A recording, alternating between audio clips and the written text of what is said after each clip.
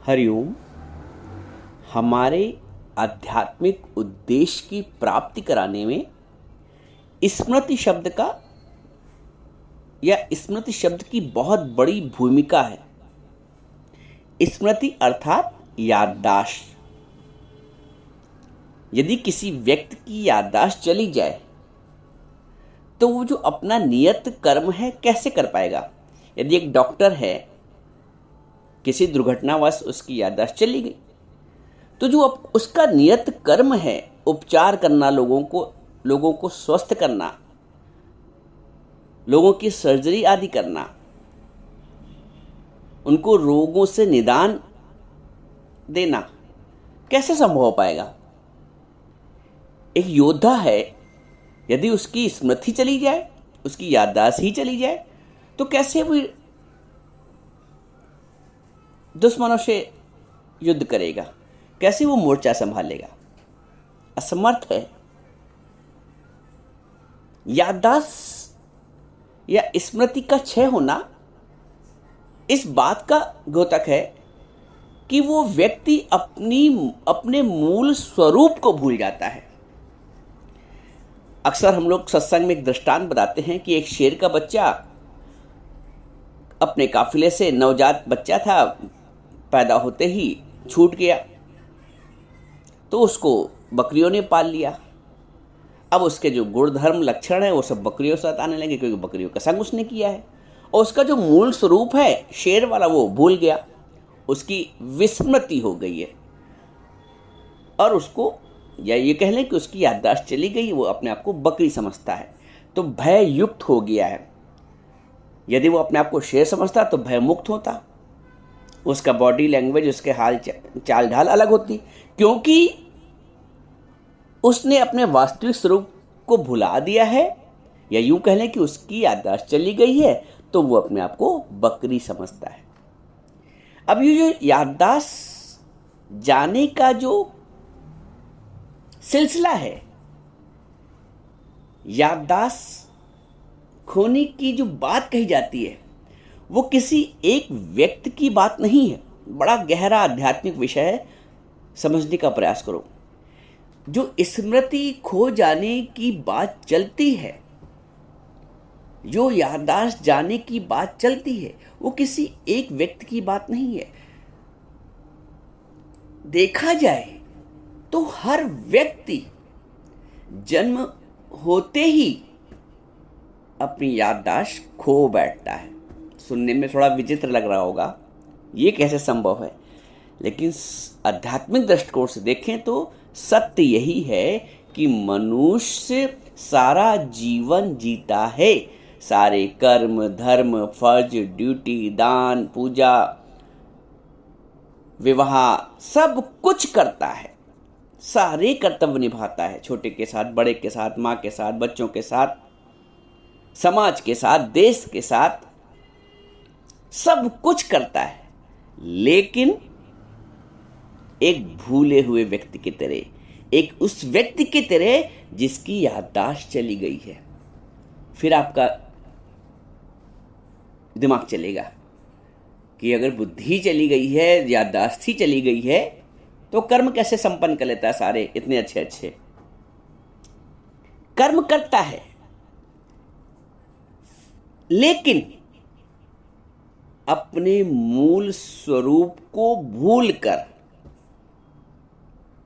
अपनी वास्तविक याददाश्त को खोकर, अब आप ये कहेंगे फिर हमारा वास्तविक स्वरूप क्या है, मूल क्या है, किस बात की विस्मृति हो गई है, किस बात की हमको याद नहीं है। क्योंकि हमें तो लगता है समान रूप से हम सब जागृत हैं, सारे कर्म होश हवास में, याददाश्त में करते हैं। देखो, आपको याद होगा रामायण में एक प्रकरण है जिसमें ये बताया गया है कि हनुमान जी को अपनी शक्तियों का भान नहीं था, वो भूल गए थे। हनुमान जी अपनी मौलिक शक्तियों को विस्मृत कर गए थे, उनको उनकी स्मृतियां नहीं थीं।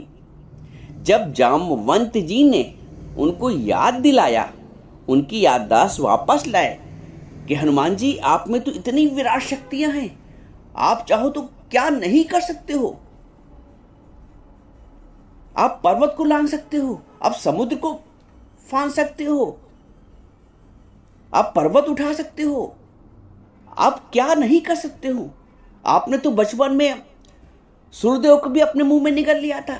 ये सब स्मृतियां उनको नहीं थी, लेकिन कार्य सब हो रहे थे एक सामान्य कार्य पद्धति के तहत। लेकिन जब आवश्यकता पड़ी तो उनको उनकी शक्तियों का स्मरण कराया गया। जामवंत जी ने उनकी स्मृतियां वापस दी और उनमें एकदम से गजब की ताकत आ गई। फिर उन्होंने क्या क्या किया, तो वहां पे याददाश्त चली गई थी, वहां पे विस्मृति हो गई थी, चाहे वो थोड़ी समय के लिए हो। तो कार्य हनुमान जी पहले भी सारे कर रहे थे और बाद में, लेकिन बाद में जब स्मृति प्राप्त हो गई तो उनमें एक विचित्र शक्ति आ गई, एक अलौकिक शक्ति आ गई, एक बेहद की शक्ति आ गई। हद की जो छटा थी वो दूर हो गई और बेहद एक असीमित अपार शक्तियां की अनुभूति हुई और उनकी स्मृति हुई। जबकि शक्तियों के वो पहले से ही धारण करता थे, ऐसा नहीं कि ऊपर से शक्तियां दे दी गई, वो पहले से ही उनका स्वरूप थे, उनके धारण करता थे। बस क्या हुआ था, विस्मृति हो गई थी जिसकी स्मृति करा दी गई। एक तो ये उदाहरण। दूसरा, हम जब भगवत गीता पढ़ते हैं तो अंतिम अध्याय यानी 18वें अध्याय में अर्जुन ने भगवान से क्या कहा है। पूरा ज्ञान सुनने के पश्चात अर्जुन ने भगवान से यही स्वीकार किया है। आप देखिएगा 18वें अध्याय में श्लोक नंबर 73 में अर्जुन ने कहा है भगवान से कि नष्टो मोह स्मृतिर्लब्धा त्वत्प्रसादात् मयाच्युत स्थितो अस्मि गत संदेह करिष्ये वचनम तब। भगवान से वो बोलते हैं अर्जुन कि हे अच्युत, आपकी कृपा से मेरा मोह नष्ट हुआ है और मैंने स्मृति प्राप्त कर ली है। जो विस्मृति हो गई थी उसकी स्मृति प्राप्त कर ली है और मैं संदेह रहित हूं और अब आपकी आज्ञा का पालन करूंगा। अब देखो, अर्जुन पहले भी था, ज्ञान सुनने से पहले भी सारे उसने कर्म किए, सारे कर्तव्य किए, युद्ध भी किए, सब कुछ किया, सारे धर्म का पालन किया, पुत्र धर्म का, भाई भ्रात धर्म का, जो भी था सब उसने किया, ऐसा नहीं कुछ नहीं किया। लेकिन फिर भी उसको अपने मूल स्वरूप की विस्मृति थी। समझना इस बात को, सब कुछ करते हुए उसको मूलतः अपने स्वरूप की स्मृति नहीं थी, या यूं कह ले उसको याददाश्त उसकी चली गई थी कि वास्तविक रूप से वो कौन है। जब भगवान ने उसको इतना ज्ञान सुनाया तब उसने अपने वास्तविक स्वरूप की अनुभूति की कि मैं कौन हूं।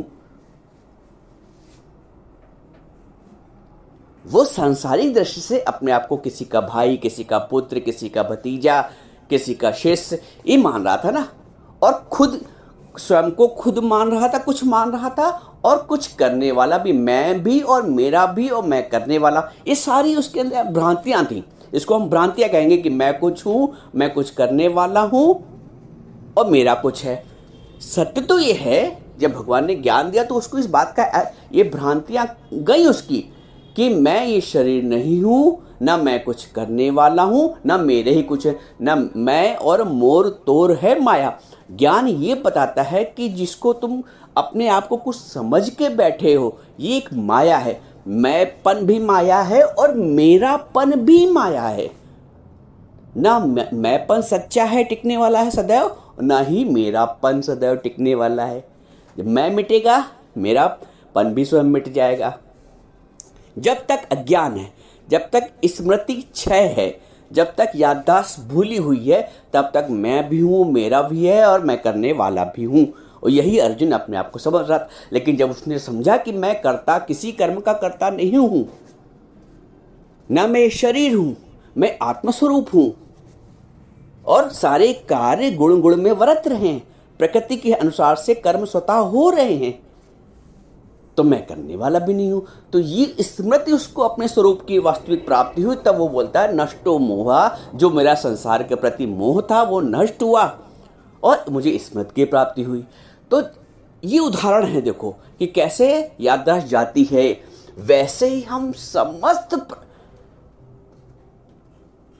मनुष्यों की याददाश्त जा चुकी है, विस्मृति हो गई है एक तरह से। हमको जो सच्चा गुरु है, जैसे भगवान कृष्ण ने अर्जुन की याददाश्त वापस लाए, उसकी स्मृति को वापस लाए, जैसे जामवंत जी ने हनुमान जी को उनकी स्मृति को वापस किया, उनकी याददाश्त को वापस किया, उनको याद दिलाया, जैसे मुनि अष्टावक्र जी ने जनक जी को उनके स्वरूप की स्मृति कराई, वैसे ही एक सच्चा गुरु हमारे जीवन में हमको हमारे वास्तविक स्वरूप की स्मृति कराता है, जिसको हम भूल गए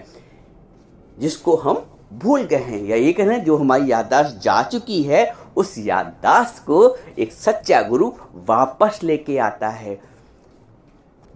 ज्ञान के बिना भी, ज्ञान से पहले भी, गुरु के मिलने से पहले भी हम अपने आप को पूर्ण समझते हैं। अरे मैं तो अच्छा करता हूँ, मैं सबके साथ ऐसा करता हूँ, मैं दान भी करता हूँ, पुण्य भी करता हूँ, सत्कर्म करता हूँ, मतलब एक पूर्णता का भाव होता है। लेकिन वो पूर्णता भी अपूर्णता है, क्योंकि तुम्हें अपने वास्तविक स्वरूप का पूर्ण ज्ञान ही नहीं है। वो जो जितने कर्म अज्ञान में हुए हैं, उनका एक प्रतिफल मिलेगा, उनका एक भोग भोगा जाएगा और वो फिर क्षय हो जाएगा, तो फिर उसी सांसारिक चक्र में, उसी जन्म और मरण के चक्र में। लेकिन ज्ञान प्राप्ति के पश्चात जो कर्म होते हैं वो तुमको स्वतंत्र करते हैं, बंधन मुक्त करते हैं, जन्म मरण के चक्कर से बाहर लाते हैं। कर्म करत होय निष्कर्मी, तब आप कर्म करते भी हुए भी निष्कर्मी हो जाते हैं, निष्काम हो जाते हैं। तो निष्काम कर्म के फल का कोई भोग नहीं है, क्योंकि निष्काम तो निष्काम, कोई बंधन नहीं। इसीलिए भगवान कृष्ण ने अर्जुन को मुख्यतः 3 योग बताए। कर्म योग अर्थात निष्काम भाव की स्मृति कराते हैं। जो कर्म योग का सिद्धांत है वो हमें निष्काम भाव की स्मृति कराता है। ज्ञान योग अर्थात अपने स्वरूप की स्मृति। हम अपने आप को एक गंदा बंदा, एक व्यक्ति, एक साधारण इंसान, एक ज्ञानी इंसान, एक अज्ञानी इंसान ये मानते हैं मात्र। ये हमारा वास्तविक स्वरूप नहीं है, हमारा वास्तविक स्वरूप आत्मस्वरूप है। तो कर्मयोग निष्काम भाव की स्मृति कराता है, ज्ञान योग अपने स्वरूप की स्मृति कराता है, और भक्ति योग भगवान के संबंध की स्मृति कराता है कि हमारा जो संबंध है, वो जो सच्चा संबंध है, जो पक्का संबंध है, वो भगवान से ही है। तो ये जो 3 योग हैं, ये 3 स्मृतियां हैं, कर्म योग की स्मृति, निष्काम की स्मृति, या भक्ति योग की स्मृति, या ज्ञान योग की स्मृति, ये हमें सच्चा गुरु कराता है। जिस दिन हमें अपने सच्चे स्वरूप की स्मृति हो आती है, उस दिन जो जीवन से एक गिलास पानी भी आप किसी को देंगे तो वो निष्काम भाव से होगा, कर्मयोग के भाव से होगा, वो भक्ति भाव के हिसाब से होगा, तो वो बंधन मुक्त वाला कर्म हुआ, वो अपार अलौकिक सुख देने वाला। अभी तक आप एक व्यक्ति समझकर सेवा करते थे, उसको चाय बनाते थे, उसको पानी देते थे, उसको भोजन कराते थे, उसकी सेवा करते थे। अब ज्ञान के पश्चात जब आत्मभाव जागृत होगा तो आप उसको आत्मभाव से देखेंगे, आप उसको भगवत भाव से देखेंगे। तो जब भगवत भाव देख के कर्म करेंगे तो वो निष्काम कर्म हो गया, उसमें ना कोई चिंतन है, ना कोई विकार है, ना कोई कुछ ही नहीं है, वो निष्काम है, उसमें बस प्रेम है, भगवत भाव है और जीवन के उद्देश्य की प्राप्ति है।